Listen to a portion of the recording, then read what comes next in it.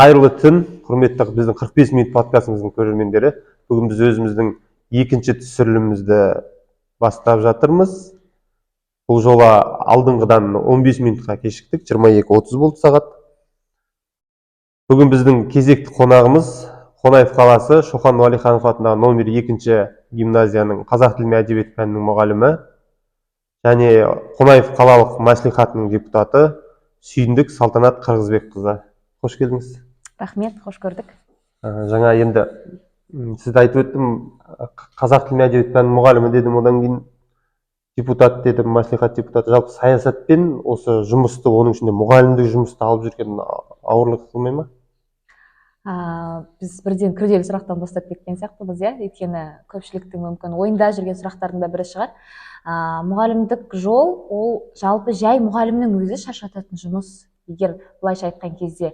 Өйткені кәдімгі қарапайым мұғалім бір күнде сабағын өткізіп болып, басқа мен де қарапайым мұғаліммін, мен де БЖБ тексерем, мен де ТЖБ тексерем, менің де оқушыларым бар күнделікті күтіп отыратын мысалы. Бірақ соның арасында ол білім саласынан бізде депутаттардың ішінен, жастардың арасынан өздеріңіз білетін шығарсыздар, 2020 жылы бізде Қазақстанда үлкен саяси дода праймериз басталған болатын. Сол праймеризге қатысып бізде жастар 30%, жастар мен әйелдердің саны 30% болу керек болды. Сол 30%-дің ішінде біз бағымызды сынап, жастар әрі әйел адамдары ретінде осы праймеризге бағымызды сынап көрген болатын. Сол жақта өттік. Сол жақта мен білім саласынан сайланған жас депутаттардың бірі болдым. Бұл 20 жылы басталды, 2021-дің қаңтарында біз сайландық. Қонаев қаласының 7-ші шақырылымының депутаты болып, міне бүгінде 2 жыл болайын деп жатыр, міне қаңтар айында. Жалпы өзіміз енді ғана мектепке мұғалім болып, мысалы 2 жылды енді өткізіп жатқан адамға жайлап депутаттыққа кірісіп кету бірден енді оңай болды деп айта алмаймын, өйткені қоғамдық жұмыс ол да өзінше бір уақытты, көңілді, бар назарыңды шоғырландыруға бір өзінше бір уақыт кетеді оғанда. Ол да бір жұмыс. Қоғамдық жұмыс деп қалдыңыз ғой, жаңа сонда бізде енді көп халық түсінбей жатады, сіз мәслихат депутатысыз, сіздер айлық алмайсыздар, сол туралы айтып өтіңіз. Сол сұрақтан бастайық. Енді бізде қалалық, аудандық және облыстық мәслихат депутаттары ешқандай қаржы алмайды. Яғни ешқандай айлық алмайды. Тегін жұмыс істейміз. Бұл да бір волонтерлық, бұл да бір қоғамдық саяси, осы ортада халықпен бірдей, халықтың жанында жүретін қарапайым, тек бұл жұмыстың маңызы неде? Соны айта берейін, жалғастырыңыз. Бұл жұмыстың маңызы жалпы айлық алмайсыңдар, не істейсіңдер бұл жұмыста, не жасайсыңдар деген сияқты сұрақтар көп болуы мүмкін. Бірақ депутаттың жұмысы, ол жалпы депутаттықтан бөлек қоғамдық жұмыстардың маңызы, ол өздеріңіз білетіндей, оны қоғамдық адам болмаса көбісі түсіне бермейтін шығар. Мысалы, комиссия отырыстары. Комиссия отырыстарының өзі бірнешеге бөлінеді. АСП алатындар, көп балалар бойынша, ГСП алатындар, жер телімі бойынша, немесе аттестаттау бойынша, мұғалімдерді аттестаттау бойынша, педагогика бойынша. Соның әрқайсысын біз енді халыққа айта бермейміз ғой, біз мынаны өткізіп жатырмыз, мысалы, мынандай комиссияда жүрміз, мынандай отбасыға барып жағдайын көрдік, оған АСП тағайындап жатырмыз, оның мынанша отырысында келдік деген сияқты нәрселер айтыла бермейді. Соның барлығын сіздер қарайсыздар ма? Ол комиссия, ол бір ғана жұмыс, ол деген, ол көзге көрінбейтін жұмыстың бірі, ол әйтеуір отырысы болу керек. Оның да уақыты бар, оның да жаңағыдай просрочка кетіп қалады деген сияқты, ол да уақытылы төлеу керек, ол мемлекеттік финансы болғаннан кейін оған бей-жай қарай алмайсың. Одан кейін бізде жаңағыдай әр жұма, басқа мәслихаттарды білмеймін, бізде бірақ Қонаев қалалық мәслихатында аптасына әр жұма 3 депутаттан қабылдайды. 3 депутаттың қабылдауы барлық әлеуметтік желілерге салынады, барлық көз көріп жүрген жар, енді көпшіліктің отыратын Инстаграм желісі, Фейсбук желілеріне міндетті түрде салынып отырады. Сол 3 депутат апта сайын халықты кездесуінде, жеке қабылдауында олар мәселелерін көтеруіне болады. Мысалы, ауылдық округтер, Шеңгелді, Заречный, мысалы Қосқұдық, олар да Қонаевқа қарайды. Ол ауылдардың сұрақтары әртүрлі болуы мүмкін. Мысалы, мектеп оқушыларына айкс сатады деген сияқты, дүкендегі, мектеп жанындағы дүкендердің қымбатшылығы сияқты, немесе жаңағыдай техперсоналдың медстраховкасы қалай деген сияқты кез келген мәселе көтерілуі мүмкін. Оның барлығына біз не істейміз? Біз осы кездегі мәселеміз, біз мысалы сессия болады ғой бізде, ол сессияның белгілі бір уақыты бар. Сол сессияда халық жете алмай жүрген, халықтың мысалы көбісі ойлайды ғой енді әкімшілікте бір қабырға бар немесе бір жаңағыдай орнында жоқ көп шенеуніктер болады, немесе жаңағыдай бөлім басшылары болады, немесе қарапайым мамандары, специалистері орындарында көп бола бермейді ғой. Сондай жерде біз мысалы сессияда сол сұрақтарды оңай көтере аламыз.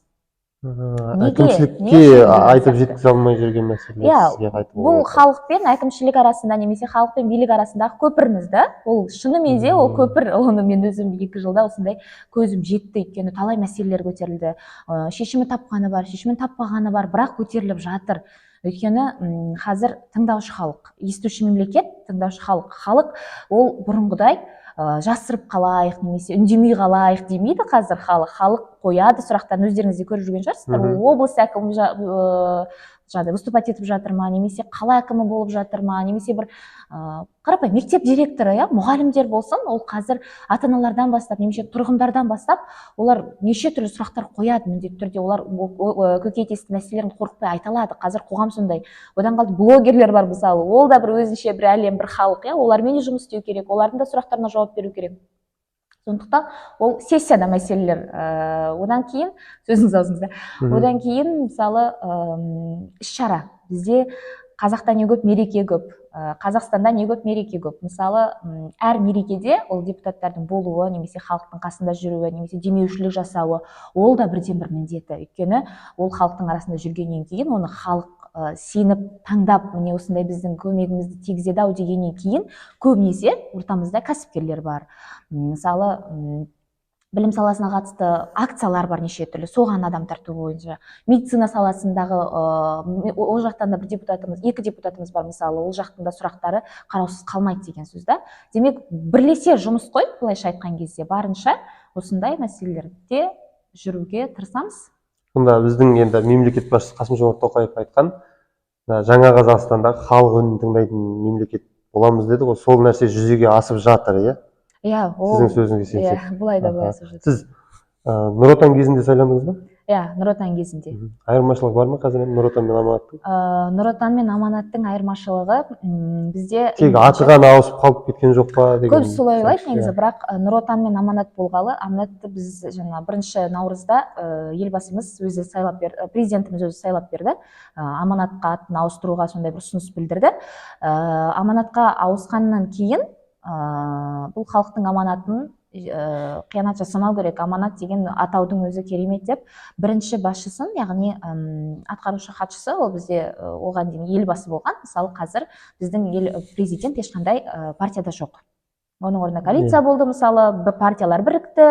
Ары қарай бізде жұмыс кішкене басқа жағынан белең алды. Оның үстіне облыс болдық қой. Облыс болғалы бізде бір көп нәрсе бұрынғыға қарағанда халық үшін, біз үшін тіпті бір оңай, кішкене қолжетімді солай болды да. Өйткені қазір есік ашсаң облыс, аттасаң облыс деген сияқты сондай нәрселері бір. Енді сіздің осы саяси өміріңіз туралы, жалпы депутаттығыңыз туралы, жалпы депутаттардың немен айналысатыны, сіздердің бекер жүрмегендеріңіз халыққа түсінікті болды деп ойлаймын. Осымен енді негізгі мамандығыңыз, негізгі жұмысыңыз, осы ұстаздыққа көшейік. Жалпы қазақ тілі мен әдебиет пәнінің мұғалімі болуды бала кезден армандадыңыз ба? Бала кезден енді бір 5-6 жастан армандадым деп айтпай-ақ қояйын, бірақ арман деген бір белес, бірі шықсаң бірі бар. Ол қандай армандағанымды қазір ойлаймын да, бала кезімде осы шынымен нені армандадым екен? Өйткені біздің үйде кітап бір керемет қоры болды деп айта алмаймын, бірақ жаңағы әуелі алла Құран кәрімнен басталатын, сол тұратын, түп-тұқияннан өзіме шейін тұратын, бірге Бауыржан Момышұлының қанмен жазылған кітап дегені тұр үйде. Содан әкем көп кітаптар ауыстыратын, енді көп оқитын. Содан сұрадым, неге қанмен жазылған ба мына кітап шынымен деп. Сол кезде әкемнің айтқаны бар, сен оқып көр, ең болмаса 1-2 бетін оқып көр, адамның шынымен де қанымен келген бір кішігірім жеңістің ұшқыны бар кітаптың бірі осы кітап деген тұғын. Содан уақыт өтеді, енді бала кезіміздегі өзің білмейсің ғой, сол кезде бір әкемнің сөзі бар, не мұғалім боласыңдар, не врач боласыңдар, сендерде басқа таңдау жоқ, дәрігер боласыңдар деген. бірақ өсе келе сол әдебиетке деген қызығушылығымды менің ойымша өзі бір әкемнің үлкен бір несі өмірде рөлі үлкен болған сияқты. Өйткені әкеңіздің ықпалымен. иә, өйткені көп нәрсені бір сұрақ қоясың, мысалы қазіргі таңда енді бір салыстырасың ғой енді әкелерді немесе бір жастарды білім жағынан. Мысалы мен әкеме кез келген сұрақ қоятын, мысалы әке жаңағы Иранның астанасы қандай деген сияқты, немесе анау қай материкте тұрады, кез келген тақырыпқа жауап айта алатын. бір өзі бір жоғары оқу орнында оқымаса да, бірақ жаңағыдай кітаптарының өзі мағыналы болғандықтан бала кезінде сондай бір мағыналы дүниемен өскен ғой. Бірақ ешкім айтпаған, оқы, былай жаса деген сияқты бір өмірдің жаңағы тұрмыс сана билейді дейді ғой, сананы тұрмыс билейді дейді ғой, сол тұрмыстың жолында жүре берген ғой. Десе де әкемнің ықпалы үлкен болған сияқты әдебиетті таңдауыма, осыған келуіме, бұл жол жалпы мұғалімдікке келуіме. Сондықтан оның үстіне ұбт таңдады, ұбт болды, ұбт-ның кезінде грантқа түсіп кеттің? Жоқ, бізде әдебиетте не көп қой, грантқа балл жоғары ғой. Ол физика емес, ол химия емес, ол математика емес. Мысалы әдебиетте грант аз, біріншіден, одан кейін балл жоғары болу керек. Биологияны таңдап көрдім, дәрігер болайтын шығармын деп, сол 10 сыныпта ұбт-ның түрін аштым да жоқ. Мен болмайды екен, менен не шықпайды екен, дәрігер шықпайды екен деп, жаңағы балдардың түрі деген бірінші сұрақ келді, әлі есімде. Оны жаптым да әдебиетті ашам. Естігенім бар, көргенім бар, жақын тақырыптар. Ішіндегі көп тақырып. Енді оған дейін де оқып жүргеннен кейін стильдерін анық ажырата алғаннан кейін менің ойымша әдебиет қиын болған жоқ. Сондықтан осы мұғалімдік жолға, қазақ тілі әдебиетке келуім осылай болған. Жаңа енді әкем не мұғалім боласың, не дәрігер боласың деп айтып қалдыңыз. Қазір мектепте жүрсіз, оқушылардың енді таңдап жатқан мамандықтары негізі былай қарапайым тілмен айтқанда болашақта кім боласың десе біртүрлі мамандықтарды айтады.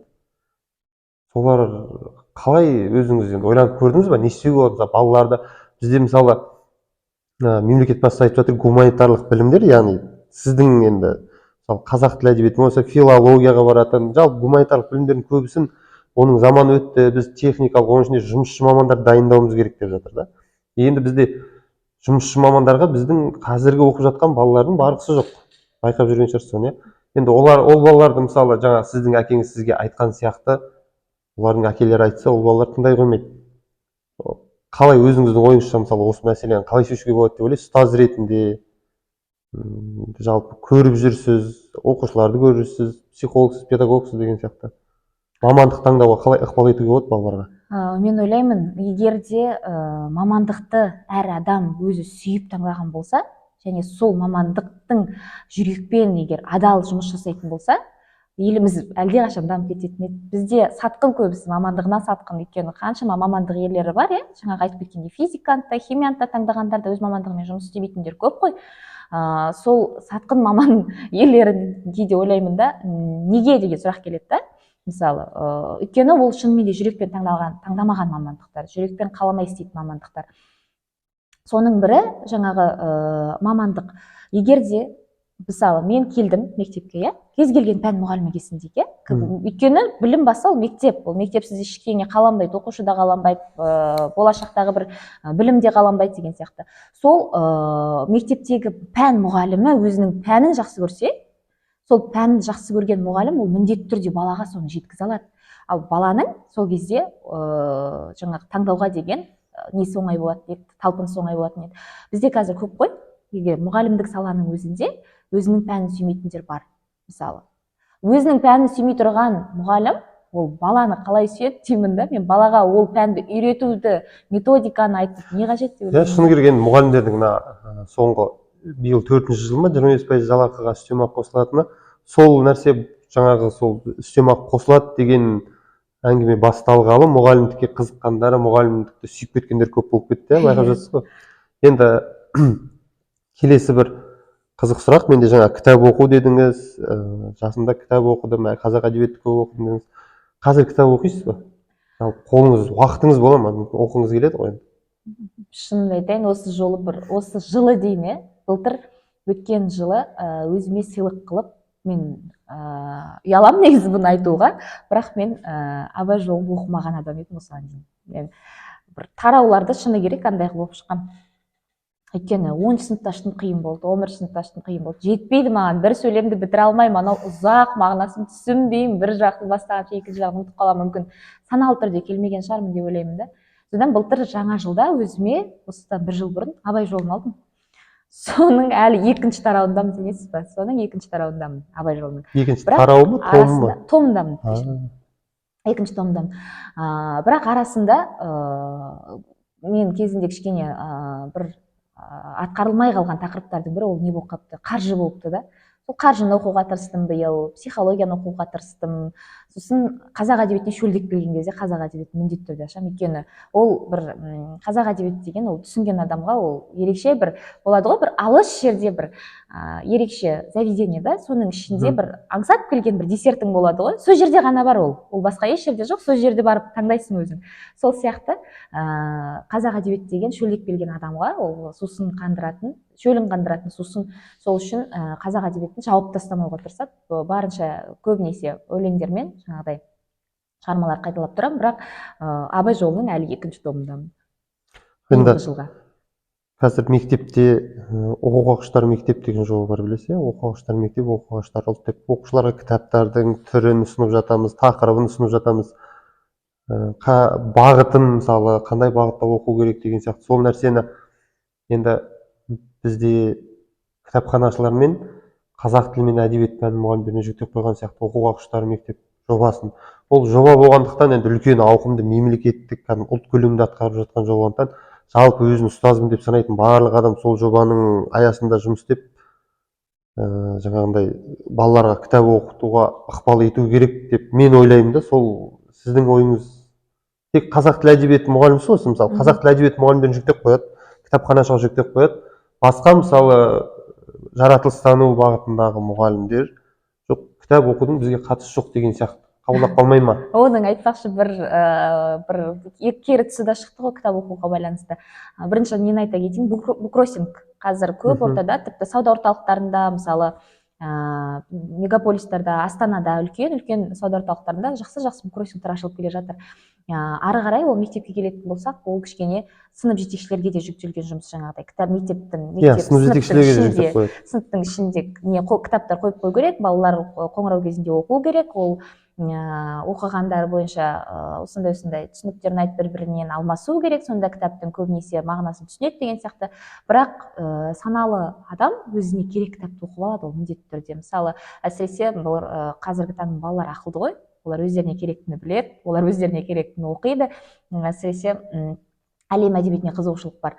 Бірақ та жаңағы кітапқа жаратылыстану математикалық бағыттағы пәндерге мысалы аттестацияға жақсы қосылды эссені. Мысалы қазір кәдімгідей бір қиналып қалған кездерін көрдім мен. Мысалы қалай жазамыз, біз ондайға мүлде жоқпыз ғой, шұрқақпыз ғой деген сияқты.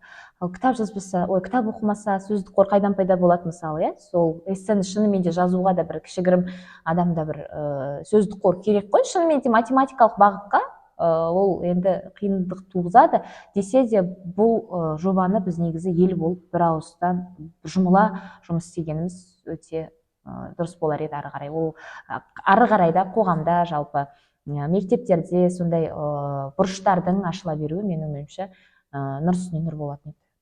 Енді жаңа айттық қой, балалар біледі өзіне не керегін, қандай кітапты оқу керегін деп. Ол бала біледі өзіне не керегін, ол бірақ оған пайдалы ма, болашағында керек па, соны біз ажыратып беруіміз керек қой, мысалы мұғалімдер, сол бағытта. Мысалы қазіргі таңдағы айтайын, 9-10, 11 сыныптың оқушыларын алайық, сол жастағы оқушыларға қандай кітаптарды ұсынар едіңіз, қандай бағыттағы, гуманитарлық бағытта, жоқ жаңағы бизнес психология дегенде оларға оқу ерте сияқты меніңше.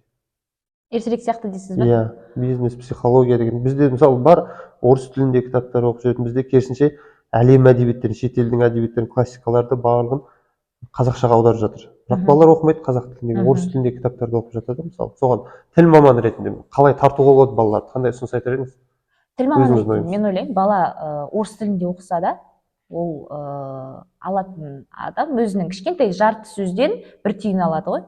Сол сияқты мейлі орыс тілінде оқысын, бастысы оқыса екен деп ойлаймын да. Мейлі ағылшын тілінде оқысын, ол оқыса екен деп ойлаймын ше.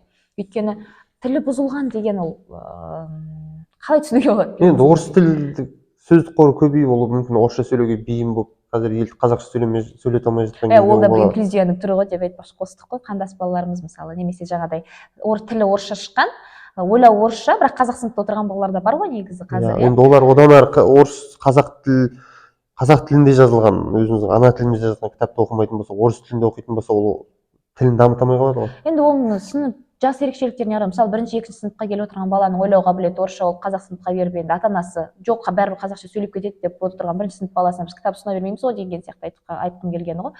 Жас ерекшелігіне қарай кітап ұсынуға тырысамыз. Бізде де енді бар балалар, мысалы менде 80% орыс балалар оқиды, енді өзге ұлт өкілдерінің балалары оқиды, кәріс балалар деген сияқты, татар балалар мысалы, қазақ балалары аз оның ішінде.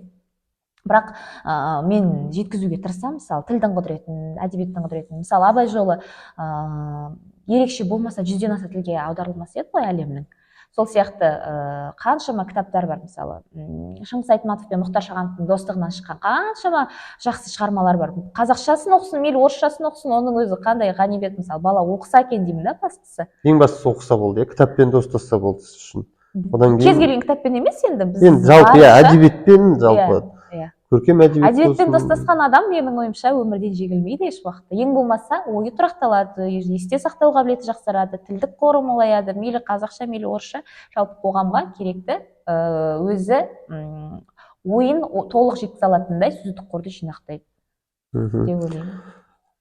Жаңағы мамандық туралы осының алдында қой, сол кезде мамандық туралы айтқан кезде қазір ғұмыры қысқа мамандықтар бар, ғұмыры қысқа, мысалы маркетолог дейді, мобилограф дейді, балалар көріп алады интернеттен, мынау айына мынанша табады, мынау айына мынанша табады дейді да, мен ұбт-ға бармаймын, мен 4 жыл университетте оқымаймын, осы мамандықты аламын, мысалы мен мобилограф боламын, болмаса мен маркетолог боламын, SMM менеджер боламын, солай ақша табамын, айына 500-600 миллионға дейін табады екен деп солай кетеді. Мысалы біздің де студент шағымызда сондай ғұмыры қысқа мамандық таңдағандар бар, көзіміз көрген, оқымаймын деп оқудан шығып кетіп, кейін ол қазір мамандықтың атын да білмейміз. Осы мамандықтар кейін солай қалып кетсе, өзектілігін жоғалтып кетті. Өзектілігін жоғалтады, қалып кетеді, уже керек емес, қызық емес болып қалады. Сол кезде жаңағы балалар өкініп қалады ғой, университетте оқымаған, олар оқуға түсуіне енді ұбт-ын уақытылы тапсырмағаннан кейін кеш болып кетеді. Сондай ата-аналарға, сондай балаларға жалпы мынау мамандық сендер оқыңдар, диплом алыңдар, не болмаса дұрыс мамандық таңдаңдар деп енді үгіт насихат па, жоқ сәлемдеме ма, жолдап кетіңізші. Мен ойлаймын, былай айналып келген кезде оңай ақшаға қызығу ғой, соны айтпақшы. Жылдам ақша енді. Блогерлік, блогерлікті алайық. Қазір біздің Қазақстанда блогерлер мықты, мысалы әлемдік дәрежеге дейін жетіп жатыр, бірақ та соның ішінде мысалы жеңіл хайппен, жеңіл тілмен, мысалы гиф ойнатып, әйтеуір бірдеңе оқырманды жинап алғандар көп та. Бірақ былай қарап отырсақ, тілдік қорлары аз, жазулары қате, мысалы грамматикалық қанша қате табуға болады, әйтеуір SMM-ші кейбіреулер жалдап, мүмкін білесің, бірақ оның стилі емес екен, оның тілі емес екен, оның тілі қалай шыққанын білеміз ғой, блогерларды мысалы, олар деген бір жақсы нәрсені насихаттаушы емес қой, олар әйтеуір жеңіл, 80% жеңіл ақша, тез, қиын емес жұмыс, мысалы телефонды қолға алып, солай жүре берсем, әлемді шарласам, ары қарай бір жақсы гаражымды толтырып қойсам деген сияқты. Тілдер солай ғой, енді мойындаңызшы. Соны ойлаймын да, блогерлер ол үлгі алатыны бар, үлгі алмайтын, мүлде жаңағыдай қатысты еместері де көп. Үлгі алатындар мысалы ол бар. Соны айтып отыршы, өзіңіз мысалы кімдер Инстаграмда дейік, ТикТокта, әлеуметтік желілерде қандай блогерлер мысалы қарайсыз, кімдерді постын, историясын күтіп, сағынып күтіп отырасың, мысалы мен мыналарды деп аттарын атап бере алса, бір-екеуін. Мен студенттік жылдарымызда өзі бізден 2 жыл кіші болып оқыған, бір этаж төменде оқыды. Көріп жүретінбіз, жүгіріп жүретін Қадырбаев Жансерік деген жігіт оқыды. Журналистика факультетінде оқыды. Сол ништі бітіріп келген бала мысалы. Журналистика факультетін қызыл дипломымен бітірді. Былай қарасаң блогер. Сол дипломды қорғауды бір контент қылып алды ғой, мысалы. Жай мысал келтірейік, ол еңбек қой, оның ойы, идеясы өте шұқыр бала мысалы. Жақсы деген қаражатына барып әкесіне жақсы бір көлігін сыйлады. Одан бар ақшасын акцияға құйды, ол мектепке құйды, білімге құйды.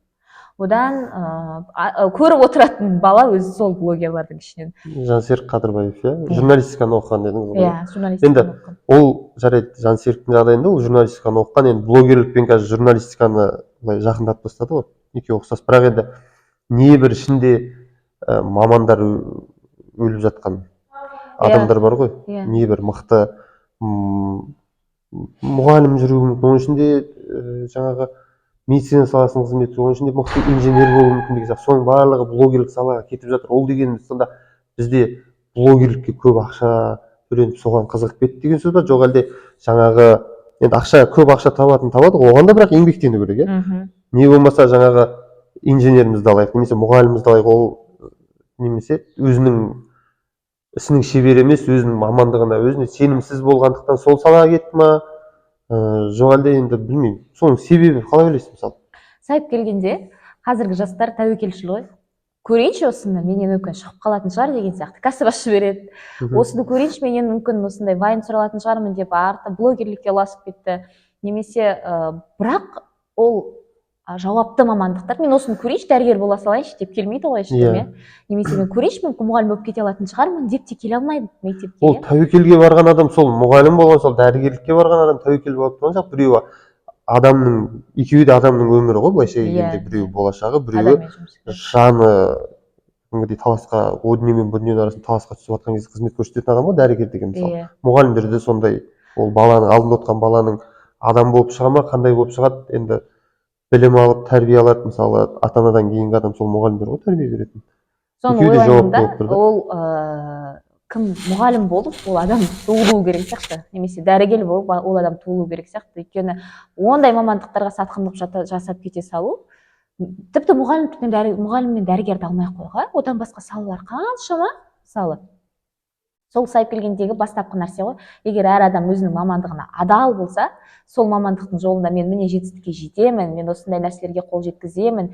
Немесе жоқ дегенде мысалы кәсіпке кеттің ба, сол кәсіптің жолымен мен осындай өзіме ашамын, жағдайым жасаймын, содан кейін мынандай халықта, қоғамда мынандай пайдам тигіземін. Сол блогерлікті де алайық, сол блогер болдым мен, болды осымен барлық халық менікі деген емес, күні түні жатпай тұрмай олар да план құрады, олар да жоспарларын жасайды. Блогерлердің арасында да бар ғой, мысалы біз кеше ғана көрдік, Екібастұзда жаңағы жылу қазандығы жарылып, жылу жоқ болып қалған кезде сол блогерлер көбінесе, енді сол блогерлердің арқасында жаңағы жылытатын пештер жеткізілді, жан-жақтағы қаладан сбор ашып жинап пештердің барлығын апарып жеткізіп берді мысалы. Сол блогерліктің арқасы. Сондай блогер болса жарайды болсын, бірақ сондай халыққа пайдасы тиетін, енді қандай мамандық, қандай жұмыс істесең де ең бірінші ол қоғамға тигізетін пайданы ойлау керек сияқты. Иә, кез келгені сол соңына келген кезде міндетті түрде бір мақсат, адамның предназначениесі болады ғой. Сол нәрсемен келсе, кез келген мамандыққа, кез келген жұмысқа, онда нәтиже болады деп ойлаймын. Енді жаңа жастар туралы айтып жатырық, жұмыс туралы, бизнес туралы айттық қой. Сізге енді қайтадан депутат ретінде сұрақ қояйын. Біздің осы облысты алмай ақ қойып, Қонаев қаласында, Алматы облысында Қонаев қаласында жастарға, оның ішінде жұмыссыз жастарға жасалып жатыр ғой жағдайлар неше түрлі. Соның бір-екеуін айтып өтсеңіз, мысалы білмейтіндер бар шығар, біле жүрсін деген. Жастар қазіргі таңда мысалы оқу бітіріп келген жастар көп бізде, жалпы тура сол мамандық, мысалы строитель мүмкін, строитель болып, бірақ ол міндетті түрде барып стройка жасамайды, жаңағыдай кеңсе жұмыстары да бар ғой, оның қағаз жұмыстары да бар деген сияқты. Немесе бір аспаз жұмысын бітіріп келді, мамандығын алып келді, немесе жаңағыдай дәл сол мұғалімдік мамандық деген сияқты. Оның барлығына қазір бізде аймамай жәрмеңкелер өткізіледі. Ол біздің Қонаев қаласының жұмыспен қамту орталығы өткізеді. Ол жақта міндетті түрде қамту охват үлкен, міндетті түрде шақырылады, міндетті түрде салынады бүткіл әлеуметтік желілерге. Мен көретін орталық алаңда, одан кейін қазір Күнсуытқалық неде мешіттің айналасында өткізіп жүр. Сол жаңағы мамандық жәрмеңкелері көп отырады. Ішіне барсаң неше түрлі мамандық бар. Адамдар келеді, жұмыспен қамту орталығының адамдар. Ол жерге мысалы біздің мекеме алайық, мысалы мектепке мұғалім керек болса, сол жерге барып отырып, маған осындай мұғалім керек деп отыра алады, сол жерде танысып, табысып, ары қарай бір адам бағы жанып жұмысқа кіріп кетуі мүмкін да? Әбден мүмкін. Сондай-ақ мысалы қазіргі таңда электрондық қызмет те өте көп қой. әлеуметтік желілер бар ғой, соның өзі адамға үлкен көмек. Немесе сайттар, сол мектептің сайты болсын, ол немесе аурухананың сайты болсын, қазір барлығын тіркеп қойған. Қандай вакансияны іздейсің, немесе сол қарапайым сайттардың, неше түрлі жұмысқа байланысты сайттардың ішінде де қаланы жазасың, мамандығын жазасың, саған керекті вакансиялар шығады. Сен бастысы жұмыс істеуге кез келген уақытта дайын болуың керек қой. Жұмыссыз жастар үшін сондай біріншіден жәрмеңкелер ұйымдастырылады. Екіншіден жұмыссыз жастар үшін бізде нелер бар, курстар бар. Дәл сол барбершопты үйрету, мысалы, бағда айтып отырған курстарымыз бар еді. Мүмкін біреудің жағдайы жетпей оқымай қалған шығар. Кезінде ойланып, бізде не көп, казинолар көп, мысалы, сол жаққа кіріп кетіп, жоқ, мен кішкене күнде жарықта қайтадан жұмыс істегім келеді, мен осындай қайтадан бастағым келеді деген сияқты. Немесе дәл сол тігіннің курсы, бізде олар да осы жұмыспен қамту орталығы немесе жаңағы жастар ісі бойынша. Олар оқытады, менің естуімше оқытады, одан кейін оқып жатқан кезде тіпті кейбір бағдарлама бар екен, стипендия төлейді оқып жатқанға. Сен жұмыссыз болып барасың, оқисың, стипендияны аласың, одан кейін сертификатты алып, тіпті жұмыс тауып беретін кездер де болады. Жұмыс тауып беретін кездер болады. Жоқ, жұмыс тауып беретін де кездер болады. Немесе жаңағыдай не ойнатады, грант ойнататын кездер болады. Өзінің несін, бизнесін бастап кетуге мүмкіндік береді. Иә, сол мен ашып. бір оқушыны білем. Қапшағай көпсалалы колледж бар ғой. Сол колледжда ол оқушы сварщик дәнекерлеуші мамандығын бітірген. Кейін осы жұмыспен қамту орталығы сондай бағдарламада шаштараздың оқуын оқыды ол бала. Шаштараздың оқуын оқытып, сол грант ұтып алып, өзі сол барбершоп шаштараз ашып, қазір сонымен істеп жатыр осы қалада. Мобилограф бала емес па? Мобилограф Санжар. Сол мобилограф баланың қазір бізде шәкірттері, біз хабарласып, айналайын келіп түсіріп берші деген сияқты. Мобилографтарды ішке жақтырмай отыр едік, 4 жыл оқу керек кез келген мамандықты жегенде. Жоқ, мобилографтар қазір нарасқылады, дәл солар өзінің бір актуальности ең биікте болады, пигына жетіп тұрған кезде. Бірақ мен бір нәрсе айтайын, мысалы Санжар шаштаразды игерді, Санжар мобилограф болып кетті. Санжар ол кез келген саласы, ол мен айтып оған танитыным, мен сол колледжде жұмыс істегенмін. Ол екінші курс оқып жүрген кезде мен сол колледжге кірдім. Жаңа сварщик дәнекерлеушіні оқыдық дедік қой. Ең үздік жаңағы жұмыс, практикалық жұмыста, теориялық сабақта жақсы оқитын сол болатын. Тобының старшысы болды. Сол жаңағы дәнекерлеуші мамандығында жақсы оқып шықты. 4 жоқ, 5-пен бітірді ол бала. 3-ші, 4-ші разряд деген болады. Сол 4-ші разрядта мен есімде жоқ, алған алмаған, бірақ соған келе жатты ол.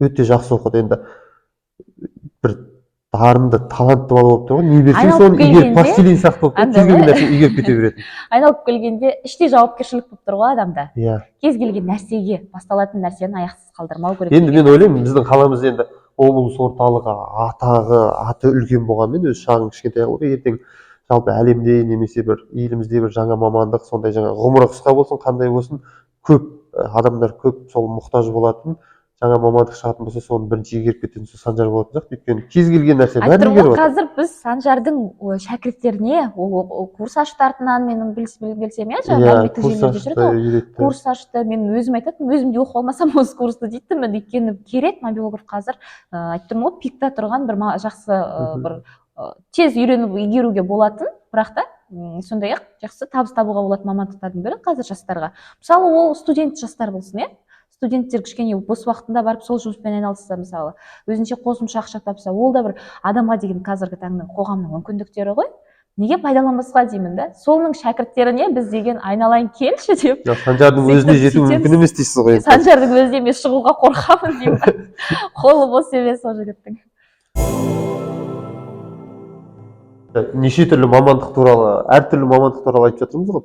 Сіз өзіңіз сіздің мұғалімдік мамандық қалай таңдағаныңыз туралы әңгіменің басында айттыңыз, бірақ елестетіп көрдіңіз бе бір сәтке өмірде, мен мұғалім болмасам кім болар едім деп?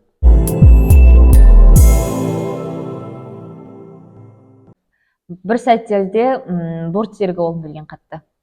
Бортсерік деген? Стюардесса ғой? Стюардесса. Айтқанда ағылшын тілін 3 айлық курстан өтіп, неге болмасқа деп кейде ойланып қоямын да. Бірақ андай алдамшы ойлар ғой келіп тұрады анда-санда. Бортсерігі болар ма едім, мүмкін өнерде жүретін шығармын. Мен айтады ғой, бір басқа нәрсемен айналысып кетсең де, сен негізі өмірде берілген предназначениеңнен кетіп қалуың мүмкін емес дейді да. Жалпы ол психологияда да айтылады, жалпы адамның, кемел адамның, толық адамның несі бойынша осы нәрсе айтылады. Өйткені сол неде жүргенімен, мен мысалы мұғалімдік жолда жүргенімен, мен шығармашылық жолда да жүрмін да. Мысалы оқушыларды өнерге баулу деген сияқты сол нәрсенің өзі мен үшін біздің жолымда тек қана мұғалімдік жол емес екенін көрсетеді да. Ал мұғалімдік ол білесіздер, ол жан жақты, анадан да хабардар, мынадан да хабардар. Оқушылардың шығармашылық жолы, сіз мектепте мына сұраққа қысқа жауап бергеніңіз, сабағыңызды 5-пен оқыдыңыз ба? Мектеп қабырғасында жүргенде 4-пен 5-ке оқыдыңыз? 4-пен 5-ке? 4-пен 5-ке. Бәрін 5-ке Ал ол кезде мектептің қоғамдық жұмыстарына, шығармашылыққа араласатын ба едіңіз? Иә.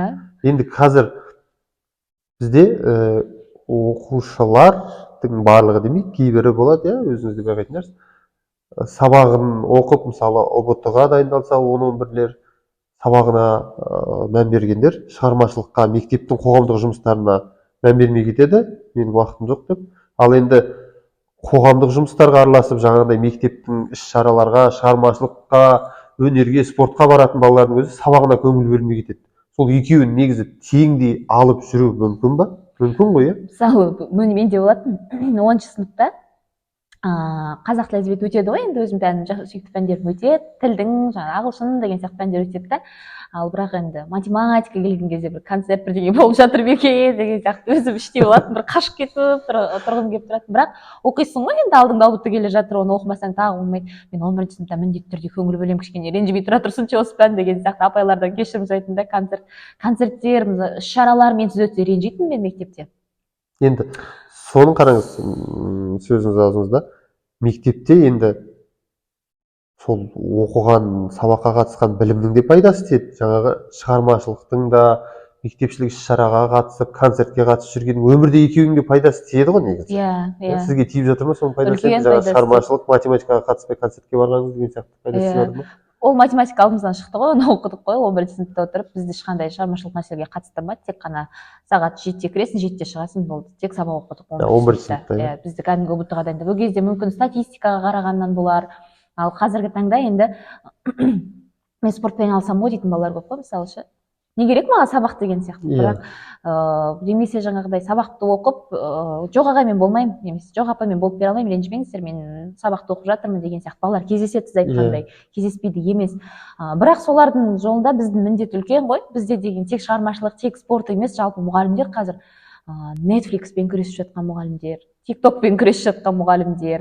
Сен өзіңді қызықты, өзіңнің пәніңді қызықты етіп, аналадан қызықты етіп беріп, сенің алдыңа келіп отырған бала солардан артық нәрсе аламын демек. Оның бәрін ұмытып, қызығушылық тек сенің пәніңе кіру үшін, менің ойымша қазіргі таңда мұғалімдердің міндеті таңғалдыру қиын ғой біз балаларды. Иә. Енді дәстүрлі деп айтсам ұят болар, сұхбатымыздың соңына таяп қалдық. Бір қысқа сұрақтар қойып өтейін. Я ма жоқ па деген сияқты біреуін ғана таңдап жауап беріп көріңіз. Ең бірінші сұрақ әрине мұғалім ба, депутат па? Мұғалім. Қапшағай ма, Қонаев па? Қонаев. Нұр Отан, Аманат? Аманат. Роналдо ма, Месси ма? Месси. Жаңа жыл ма, Наурыз ба? Наурыз. Екеуі де жаңа жыл ғой. Мейлі. Отбасы ма, карьера ма? Отбасы. Жалпы енді көп әңгіме қозғадық. Жаңа жыл таяп келе жатыр, ескі жерді шығарып салға жатырмыз 2022 жылда. Осы 2022 сізде жалпы өзіңіз жеке өміріңізде, жұмысыңызда несіне қалды? 2022 жыл жалпы сабақ алатын, өзгерістерден тұратын, біраз жаңалықтардан құралған жыл болды негізі. Ал өзімнің жеке басымда жақында өткен жыл қорытындысы бойынша өткен Алматы облысы әкімінің заңғар жастар сыйлығының ең үздік жас ұстаз номинациясын ұтып алуымен ассоциация қалатын шығар енді жылдың соңында. Осы нәрсені негізі өзіңіздің аузыңыздан есту үшін мен сұхбат басында таныстырған кезде де айтпаған едім. Құтты болсын дейміз. Сіз сияқты жас ұстаздар көбейе берсін, жететін жетістіктеріңіз алдағы жылдар, келер жыл бұдан да жоғарылап өсіп өркендей беріңіз. Ал енді 2023 жылдан не күтесіз? жоспар, мақсат, арман деген сияқты. 2023 жылға мен өткенде осы бір жақын күндері біраз жоспар жазып қойып едім. Мынау биылғы жылы болмаған, іске аспаған. Бұдан да ары қарай енді мұғалімдік жолымды шыңдауда енді Құдай қаласа педагог зерттеушіге өту мақсат бірінші, жұмыста.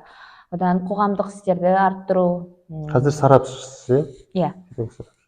Қоғамдық жұмыстарда белсенді болу, ары қарай уақытымды бөліп қою өзінің әр нәрсесіне. Содан кейін келесі жылға мақсат жалпы көп, барлығын айттым. Енді сайлау болады деп жатыр ғой көктемде. Сол сайлауға түсу ойыңызда бар ма? Иә, Құдай қаласа. Сәттілік тілейміз. Осы алдағы уақытта да 8-ші шақырылым ба? 8-ші. Сол кезде депутат болып, ары қарай елге, қоғамға қызмет қыла беріңіз. Халыққа деген алда жаңа жыл келе жатыр, өзіңіздің бір ауыз тілегіңіз болса, мархабат. Сіздерге де көп рахмет. Бүгінгі подкастқа шақырып, жалпы қонақ болып жатқандарыңызға бұл мен үшін үлкен мәртебе. Алдағы істеріңізге тек қана сәттілік.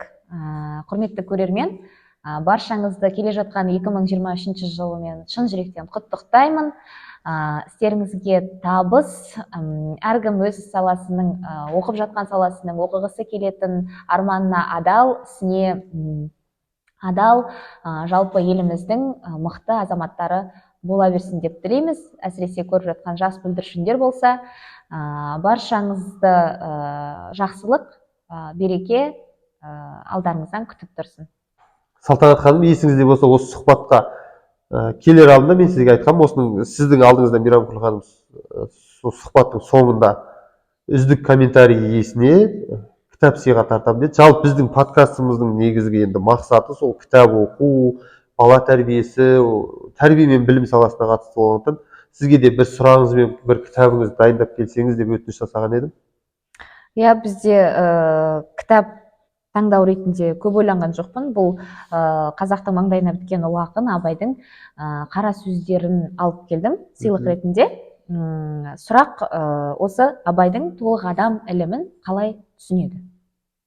Қалай түсінеді оны? Кез келген адам жалпы Абайдың толық адам ілімін өзінің түсінігінде айтып беру керек, иә? Өзінің түсінігінде. Мен мысалы толық адам дегенді былай түсінемін деп айтып берсе болды. Иә. Соның ішіне үздігін сіз таңдап аласыз. Иә. Сол адамға осы кітапты сыйлаймыз, иә? Өте жақсы, рахмет көп. Жалпы бүгін келіп сұхбат беріп, тағы да қайталайын, келіскеніңізге көп рахмет сізге. Алдағы уақытта жұмысыңызға сәттілік тілеймін. Аман сау болайық. Сау болыңыздар.